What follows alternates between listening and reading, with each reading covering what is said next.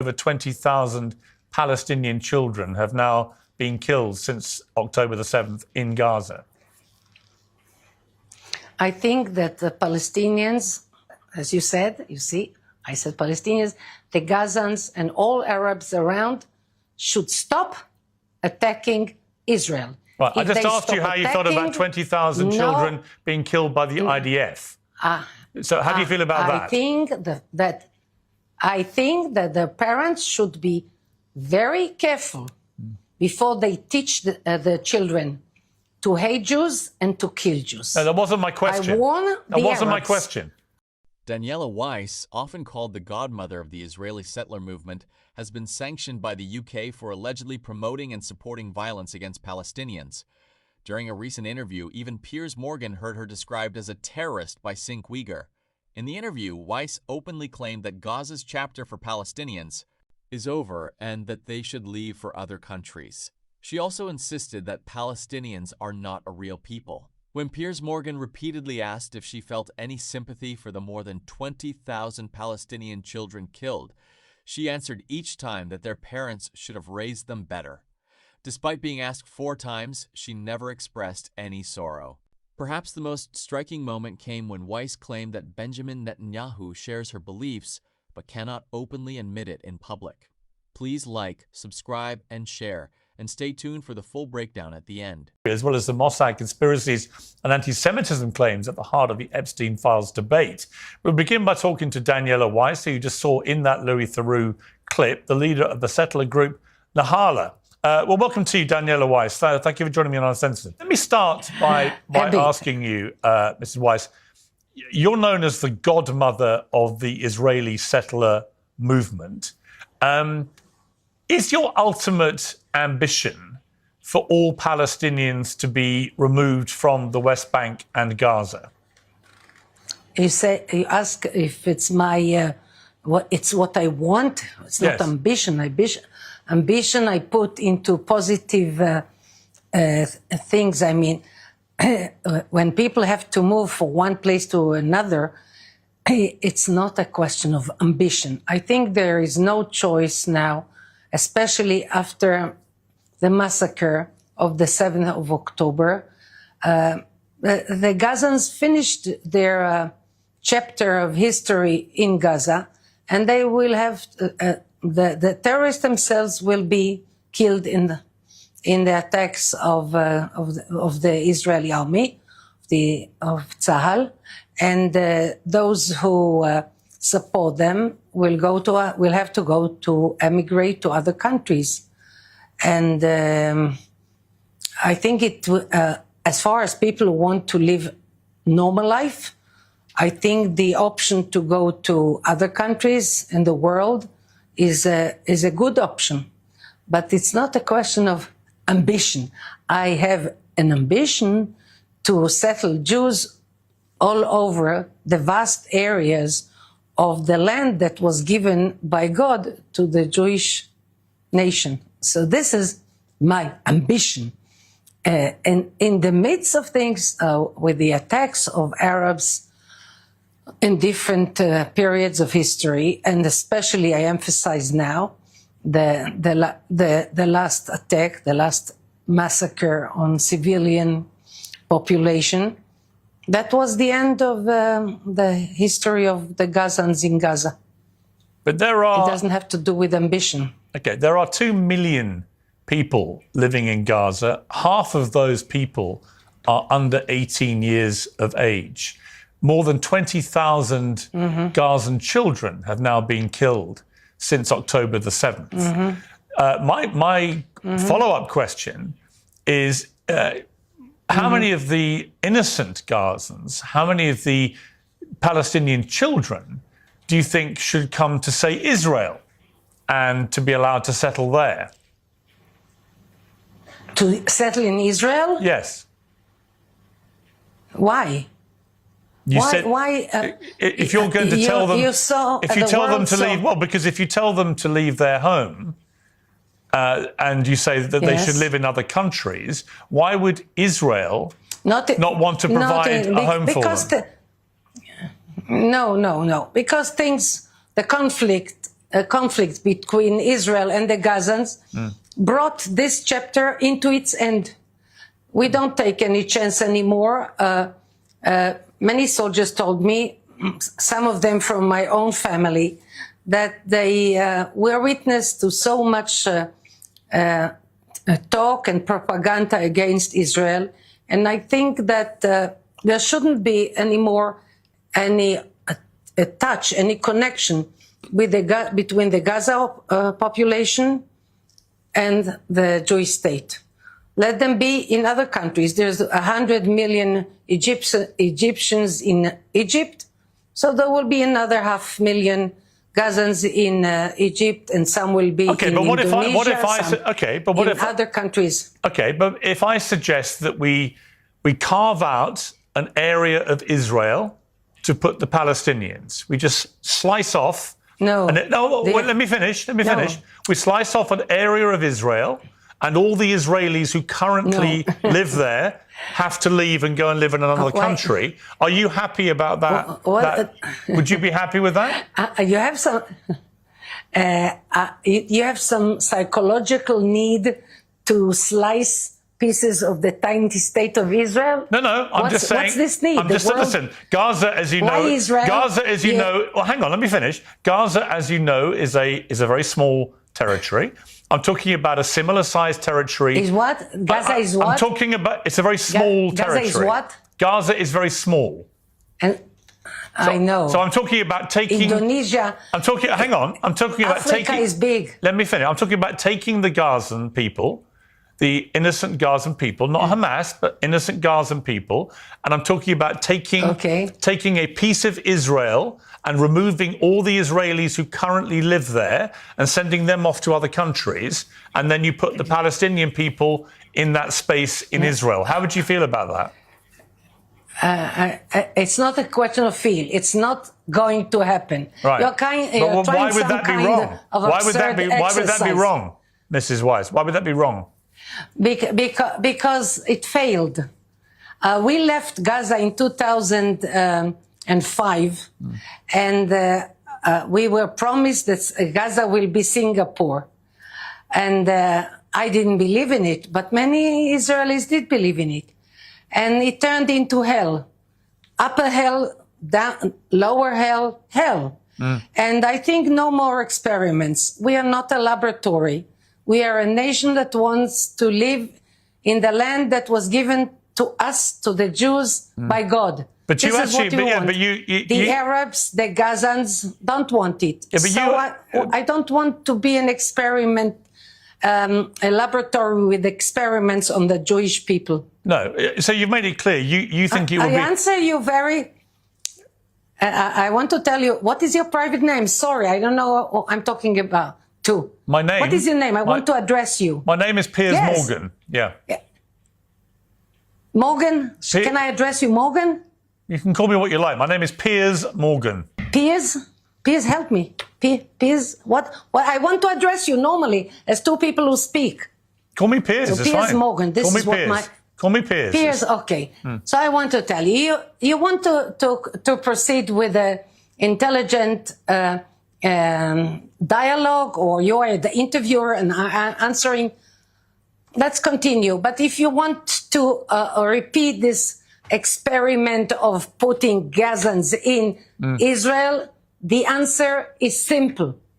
It will never be. No, I heard you. I just wonder. So much. Okay. I just wonder. Okay. Hang on. I just want to give you a question. I just wonder. Obviously, you're outraged by the idea of Palestinian people taking the place of Israelis in Israel, and I understand that. But what gives you the right to then tell Palestinian people, innocent people, children, who've had nothing to do with Hamas, what gives you the right to uproot? Let me finish.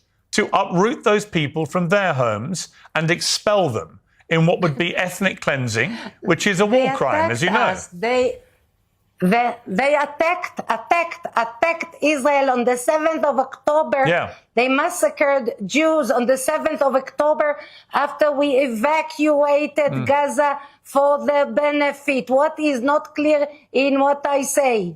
Well, what is not clear is that you have also in going after Hamas in Gaza massacred between 70 and 100,000 Palestinians? And at what point does that become disproportionate? At what point does the fact that the Israeli government continues to prosecute this war in a way that kills so many children, does this become something which is completely unacceptable? Okay, not acceptable. So it's a fact. If they had not, you say that it is not acceptable. I understand that it's not acceptable by you. I think that if the Gazans hadn't started, the Hamas hadn't started the attack, there wouldn't have been a war. And we, for instance, as people who were evacuated from Gaza, in the past 20 years, I must say it's kind of a unpleasant confession for me, but this is the truth of the matter, that we haven't dealt with the idea of returning to Gaza, returning to our homes, because we said, okay, there was a contract, we gave it away, we didn't want it to happen, it happened, and that's it. The gates closed. Yeah, but here's the thing, here's the problem, Daniela. You have no right, Israel has no right to just take Gaza, to just take the West Bank, to expel take Gaza. To expel 8-9 million Palestinians. You have no right to do this. You have had no right to occupy Gaza for the last God knows how long. Where do you think you have this right to do all this? You're furious at the idea of any part of Israel being given up for Palestinians. Fine. Okay. But why would you then think it's fine for you to take over Gaza and the West Bank? May I ask you, why do you repeat the same question 3 times? You know, I don't see your face, so it's a kind of difficult without the gestures. Well, let me simplify it for you. What gives you the right? What gives you the right to think that you can expel millions and millions of Palestinians? Look here. I don't know if the viewers, the people who see your program, have the patience for a historical summary. As the State of Israel was established in 1948, 3 days after the Holocaust, and 3 years after the Holocaust, and 2,000 years after the dispersion, after the Romans dispersed the Jewish nation. And then somehow there is an ingathering of the Jews in the land of Israel, the biblical land. And the biblical land that we hold to now is very tiny. We tried, according to the partition plan first, to be satisfied with a tiny, tiny piece of land where we have independence. And then when we were small, I would say tiny, and even without Jerusalem, we tried to manage a Jewish independence in the biblical state of Israel. And we were prevented from living this way. I was born before the state of Israel. So I know all this history from my own flesh and blood and my own family and my father wounded in the War of Independence. So we tried to live in a tiny land, and the Arabs didn't let us live. So then there was the 6-Day War, and where I live now was liberated. I say liberated because it's the heart of our homeland in the 6-Day War. And since then, we tried to live peacefully, and the Arabs don't let us. So how can you try to change facts? Now, you gave me a chance to relate a tiny summary of history. If you have another way to put it, please go ahead. Okay, I'll put it this way. I'll put it this way. I am a guest. Let me put it this way. The UK government has sanctioned you personally in May of this year. You were described as having been involved in threatening, perpetrating, promoting and supporting acts of aggression and violence against Palestinian individuals. You've been described as the head of extremist settlers. The vast majority of the international community, including the United Kingdom, consider the settlement illegal under international law. Last year, the UN's top court, the International Court of Justice, said that Israel's occupation of Palestinian territories is against international law, and Israel should stop settlement activity in the occupied West Bank and East Jerusalem and end its illegal occupation of those areas and the Gaza Strip as soon as possible. So that's a bit of history for you, which is that you have been seen as the godmother of Israeli extremists who believe that you have a right to all this land, you have a right to settle where you want to, you have a right to expel all the Palestinians and to take over their land. And I say to you that actually, under international law, you do not have that right. It's actually a crime, what you're doing. And you should stop doing it. So that's my question. My question for you is, why do you continue to break the law? I don't know. You present things in a very journalistic way, so I don't know. Well, they're facts. You say, do it. Everything I just read you is a fact. Yes. What facts? I just read you the facts. I can read them again if you didn't hear them. Morgan, listen to this. I never hide what I do. I am being interviewed by you and by everyday media people come to this home and to the hills where I establish communities. And I tell what I think and what I do and what I plan. So if there is anything in what is so openly exposed that can be considered illegal. Well, you're committing war crimes. What is illegal in what I do? You're committing war crimes. Why? So you're speaking to me now. Yeah. You're giving so much time in your program to a person who commits war crimes. Yeah. Why do you do it? I'm holding you to account. What's the sense? I'm holding you to account for your war crimes. I'm telling you should stop your war crimes. I'm telling you, you have no right to displace millions of Palestinians and kick them out of their homes. You don't have that right.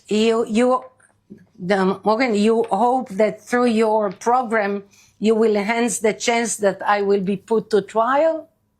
Is this why you give me so much time in your program? Yeah, I think ultimately you should face a trial. Yeah, you should. You're breaking the law, and you're inspiring other people to break the law. Okay.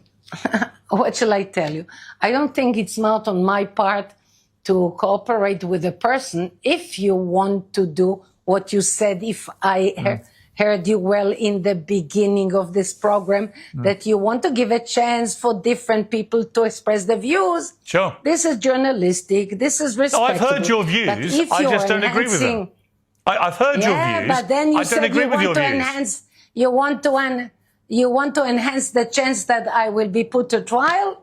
Well, I am not sure this is journalistic, but I'm with you in your hands now until this interview is finished. I noticed that's your decision. I noticed that so far you haven't referred to the people of Gaza or the West Bank as Palestinians. Do you believe they're called Palestinians? Palestine the name was given by Adrian, the emperor of Rome, who wanted to obliterate, to put an end to the Jewish existence in the world. So he gave a peculiar name to Jerusalem, Ilia Capitolina, and Israel, Palestina. And he tried very hard. And indeed, we were dispersed. And somehow, after so many years and so much persecution, we returned. And we are a successful nation. Are they Palestinians? So why should I support the distorted idea of Adrian, who failed? And now, after the revival of the Jewish state, Arabs from different countries come here and want to enjoy the treasures. I would say most of them are spiritual, but the treasures of the Holy Land. Right, but just to be clear, you don't believe they're Palestinians. The Jewish success. You will not refer to them as Palestinians, right? I think that Palestinians were invented by Adrian, and that the Arabs that come to Israel today want to get for themselves the success of the Jewish state that was created here after many years of dispersion. Okay, and Mrs. Weiss, how do you feel about the fact that over 20,000 Palestinian children have now been killed since October the 7th in Gaza? I think that the Palestinians, as you said, you see, I said Palestinians, the Gazans and all Arabs around should stop attacking Israel. Right, I just asked you how you felt about 20,000 children being killed by the IDF. So how do you feel about that? I think that the parents should be very careful before they teach the children to hate Jews and to kill Jews. No, that wasn't my question. I warn that wasn't my Arabs. question. Sorry to be persistent, but my question. That was your question. My question was, how do you feel? Answer. My question was, how do you feel? How do you personally feel about over 20,000 Palestinian children now being killed since October the 7th in Gaza? How do you feel about that? I think that Arabs, Gazans or Jordanians or Syrians, whoever, should be very, very careful with the way they educate the children. Yeah, that wasn't my question. Now, that wasn't my question. Many of them. Can you answer my question? Answer. That was my answer. So you don't care? You have no thoughts about these children at all? You choose your questions, and I answer them the way I believe is right. But just to be clear, you have nothing to say about 20,000 children being killed. Nothing at all. I have a lot to say about everything that happened as a result of the massacre of the 7th of October. I understand you care about Israeli children who died, as do I. But I'm able to care about both sides of children who've died. Why don't you care, seemingly, about the Palestinian children who've died?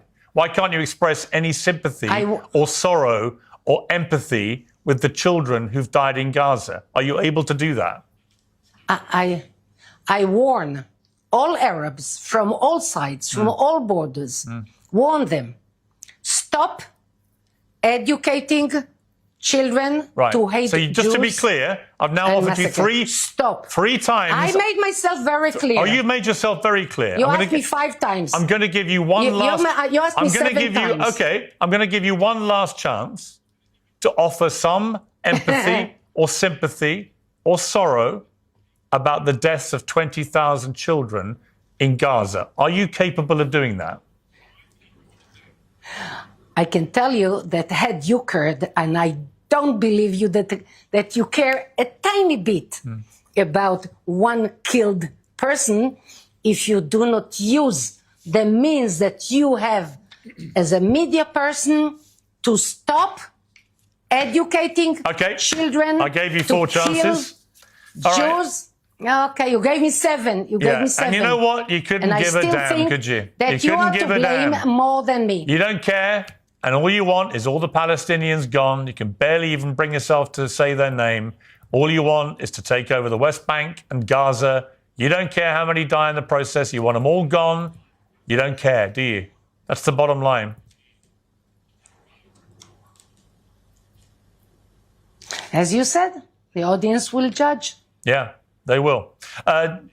This interview was recorded about 10 months ago, but it's even more relevant today as the conflict has expanded beyond Gaza. The views Daniela Weiss expressed weren't presented as isolated opinions. She claimed they reflect beliefs shared at the highest levels of Israel's current leadership, saying Prime Minister Netanyahu agrees with her, but cannot say so publicly. The most revealing moment came when Piers Morgan repeatedly asked how she felt about the thousands of Palestinian children killed during the war. He asked 4 separate times, and each time she avoided expressing sympathy, instead saying their parents should not have taught them hatred.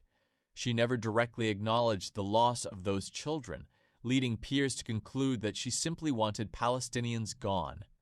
She did not dispute his accusation. Weiss also argued that Palestinians are not a distinct people, claiming they are simply Arabs from neighboring countries.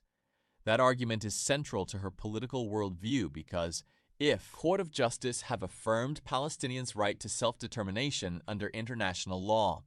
Perhaps the most significant moment came when Weiss claimed Netanyahu privately shares her ideology.